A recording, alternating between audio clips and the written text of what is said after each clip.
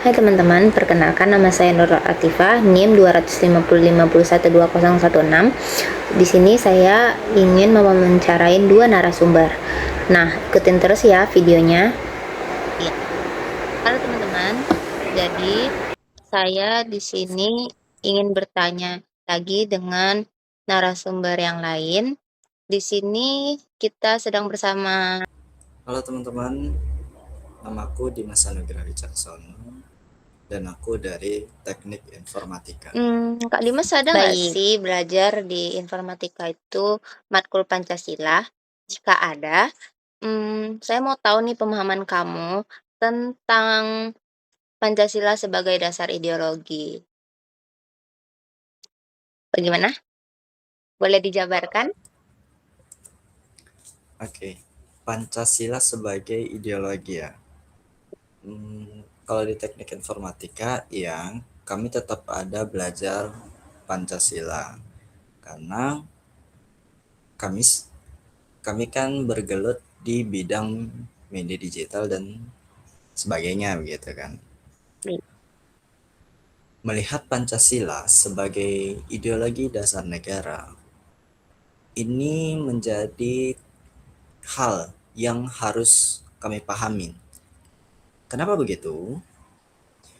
Di tengah-tengah isu seperti harga naik, bantuan yang ya kita tahulah, dan sekian banyaknya berita yang beredar, tentu itu membuka banyak sekali celah bagi kami untuk bisa merugikan pihak yang lebih banyak.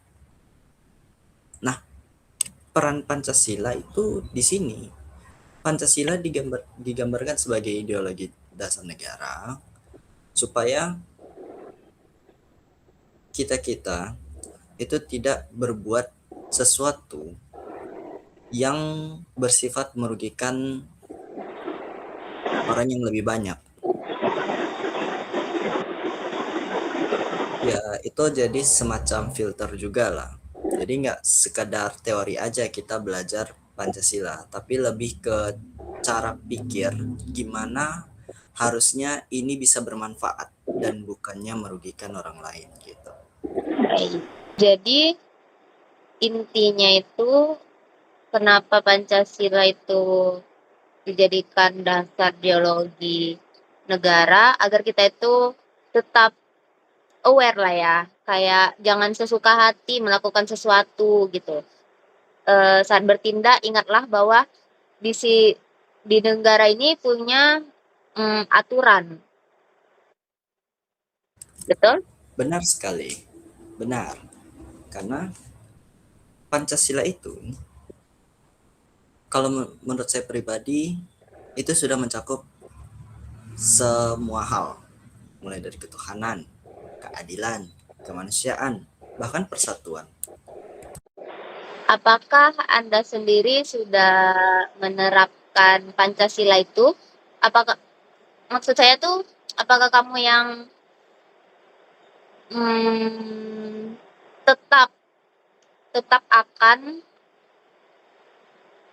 menjadikan Pancasila itu sebagai fondasi kamu sebagai warga negara? Karena kan banyak nih anak muda sekarang yang bilang, "Ya ngapain juga kita terlalu menjadikan Pancasila itu fondasi untuk kehidupan kita. Lagian di atas kita ini tidak berjalan juga." Maksud yang di atas ini seperti oknum, ya kamu tahu sendiri gitu kan. Nah, sehingga anak muda ini ada yang berhenti mempelajarinya, tidak terlalu serius bahkan atau formalitas saja. Bagaimana kalau di kamu nih?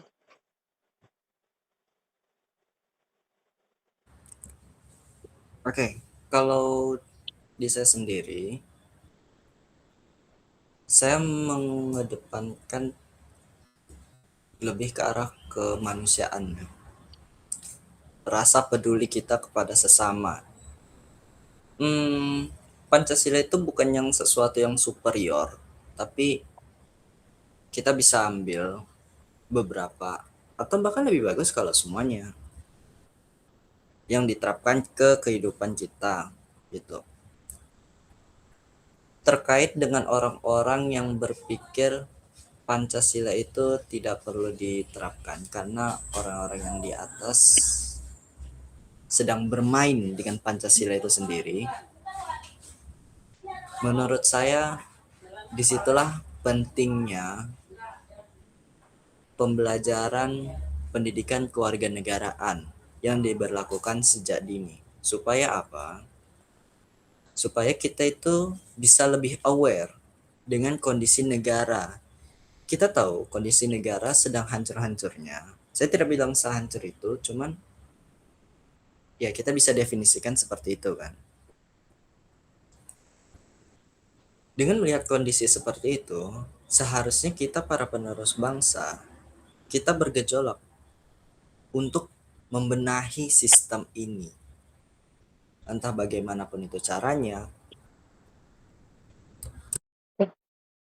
Berarti kamu termasuk yang tetap meneruskan lah ya, walaupun ya something wrong gitu di tempat lain. Dan kamu ingin menjadi penerus untuk menegakkan itulah ya. Tertarik lah untuk menjadi yang lebih baik. Benar.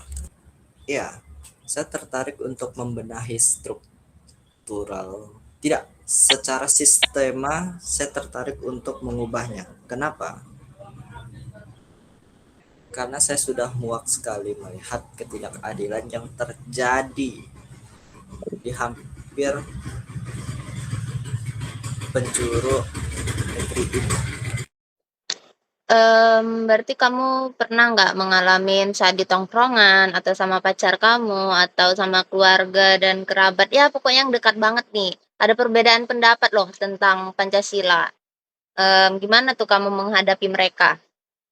Apakah kamu akan memaksa mencekoki prinsip kamu itu, kayak kamu itu warga negara. Apakah kamu akan bertindak seperti itu atau yang lainnya? Perihal kalau perbedaan pendapat ya, kalau saya sih lebih ke fokus ke subjektivitasnya. Kita boleh beda pendapat, tapi di saat kita sedang berdebat, apapun itu topiknya, pada akhirnya kita pasti akan setuju pada satu hal yang menjadi titik temunya dari segala perbedaan pendapat itu. Ya, dengan begitu kita menghargai setiap pendapat yang diutarakan dan berusaha untuk menghormati. Oke. Bagaimana caranya? Ya, mungkin dari saat dia mulai menyampaikan pendapatnya itu, kita jangan menyela dulu. Kita beri dia waktu untuk menyelesaikan pendapatnya sendiri. Dan yang terakhir, jangan dijudge. Itu kerap sekali menjadi yang berawal dari perdebatan berakhir menjadi personal attack. Nah, harapannya sih kalau bisa budaya judging ini hilang ya, karena ya kita berdebat bukan untuk mencari perkara begitu. Kita berusaha untuk mencari titik temu. Oke, berarti kalau misalnya dia, mmm, kekeh gitu kan dengan prinsipnya, terus kamu sudah menghargai dia, dan menurut kamu dengan kamu yang sudah menghargai dan sudah berdebat nih, itu sudah termasuk mengarahkan dia untuk ke yang baiknya juga nggak? Karena kan kalau kita Tentu, menghormati saja kan kayak berarti bisa jadi kita membiarkan aja, ya udah kalau dia mau ini, kita tetap di jalan kita, tapi kan lebih baiknya kita arahkan kan. benar.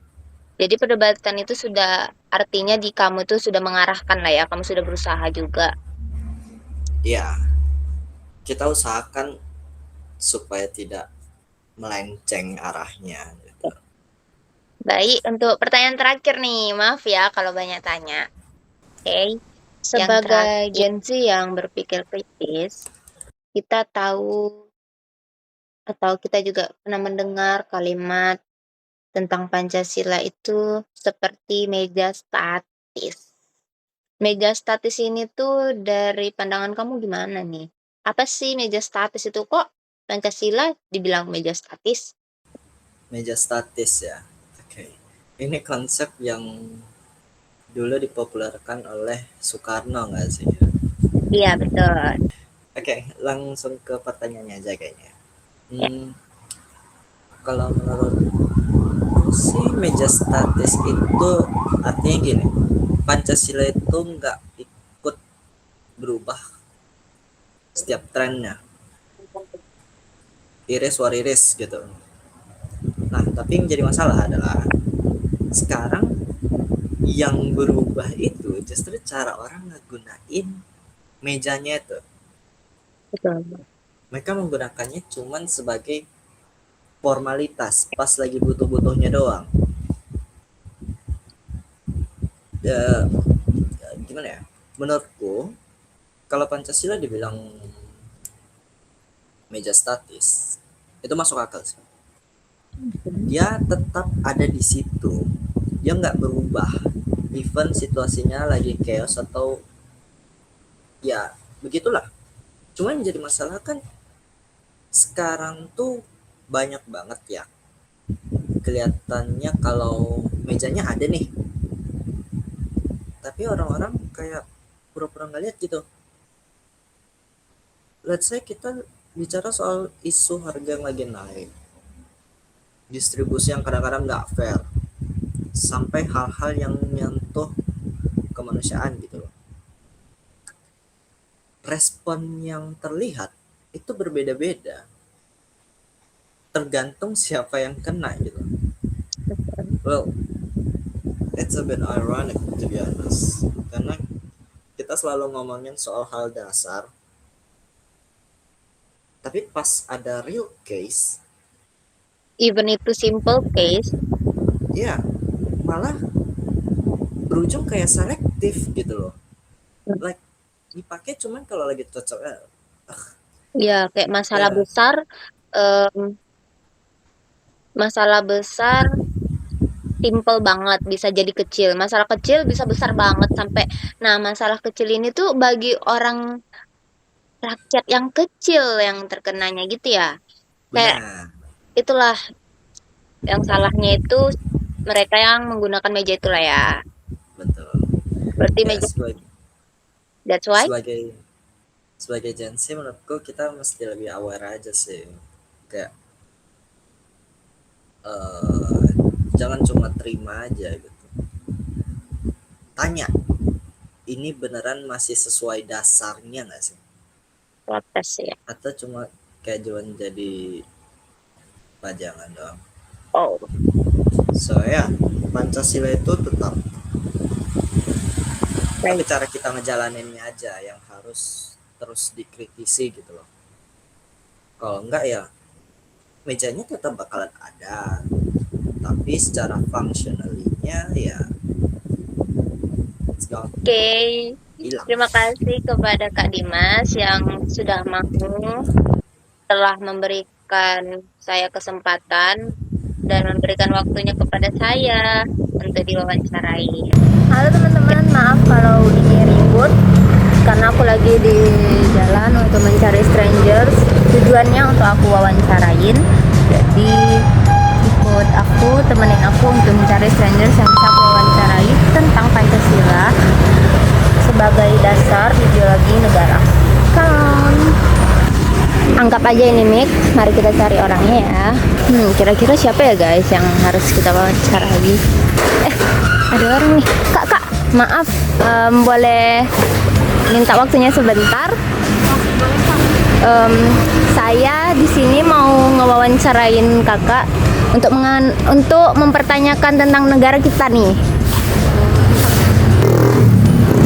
Oke, makasih kak.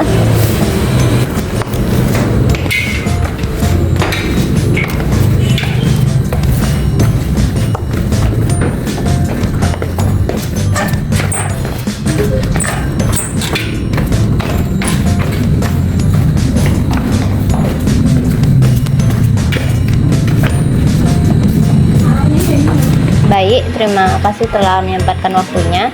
Sebelumnya nama kakak siapa ya? Kak Andar. Oke, kita bersama Kak Andara. Untuk Kak Andara nih, saya mau nanya tentang pendapat kakak mengenai Pancasila sebagai dasar ideologi negara. Pertanyaan saya ada 3 dan itu simple. Yang pertama itu tentang zaman sekarang yang lagi maraknya berita hoax, berita bohong yang tersebar di media sosial maupun WA, lalu memancing keributan nih. Menurut kakak, gimana cara kita menyikapi hal tersebut sesuai dengan nilai Pancasila?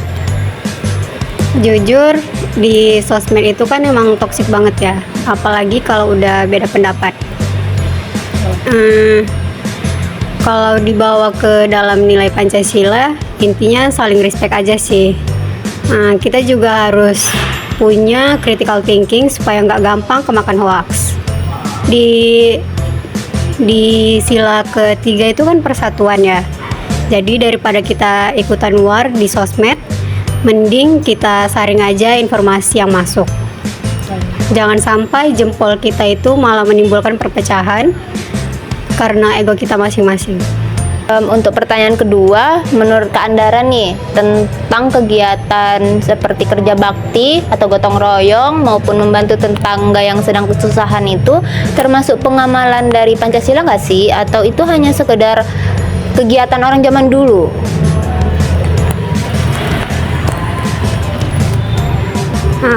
Kalau menurut saya, banyak yang bilang kalau kerja bakti itu boomer banget ya. Boomer banget guys. Padahal sebenarnya kalau dilihat dari community building itu termasuk keren banget. Kalau di dalam Pancasila itu kan ada nilai gotong royong ya. Menurut saya gotong royong itu nggak cuma sekedar pegang cangkul, tapi juga bisa dengan bersikap aware terhadap tetangga dan juga aware kepada lingkungan. Jadi itu nggak sekedar kebiasaan lama, tapi juga lifestyle yang harus tetap ada supaya kita nggak jadi orang yang apatis dan juga individualis. Tadi kan kakak ada nyebut nih community building ya, building atau apa gitu kan. Maksudnya itu apa ya kak? Boleh diberi tahu gitu? Community building itu rasa kebersamaan atau kepedulian terhadap lingkungan sekitar. Contohnya itu kayak menjenguk tetangga yang lagi sakit, itu juga bisa. Oke, baik. Berarti kayak biar akrab lah ya intinya. Ya. Oke. Baik, untuk pertanyaan terakhir nih kak. Baik, untuk pertanyaan ketiga ini tentang harga bensin yang sedang naik nih kak. Karena harga bensin yang naik ini mobilitas sehari-hari jadi terganggu. Nah, menurut kakak nih gimana cara kita bersikap sesuai nilai Pancasila agar kita ini nggak egois karena kenaikan harga bensin atau malah jadi sampai jahat ke sesama gitu, kepancing emosinya. Ya kalau harga bensin yang naik itu emang bikin pusing sih kak. Tapi di sisi lain sikap keadilan sosial kita juga diuji. Kalau caranya sih ya jangan egois aja ya kak. Misalnya nggak usah ikut-ikutan antre panjang-panjang cuma untuk nimbun bensin sampai akhirnya orang lain nggak kebagian. Terus kita juga harus lebih sabar dan tetap menjaga persatuan kita. Jangan sampai gara-gara harga bensin naik kita jadi gampang berantem dan nyalahin orang di jalanan. Baik, terima kasih atas waktunya Kak Andara. Nah, karena kakak udah menjawab pertanyaan saya ada sesuatu nih buat kakak. Pegang dulu.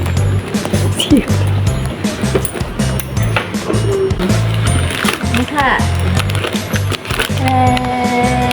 Aduh, repot-repot banget kak. Gak apa-apa kak, soalnya dari terang sampai gelap nih kak saya wawancara. Terima kasih banyak ya kak. Iya, sama-sama. Semoga kakak suka. Sebelumnya saya lupa bertanya. Oke. Kakak dari jurusan apa? Atau lagi kerja atau kuliah? Saya lagi kuliah jurusan Teknik Komputer dan Informatika. Oke, Anchor ya guys. Oke, makasih Kak atas perkenalannya. Ya Kak. Oke teman-teman, itulah dia wawancara dari saya. Saya sudah berani untuk memanggil stranger nih. Untungnya strangernya baik karena menawarkan saya untuk masuk ke kosannya. Oke.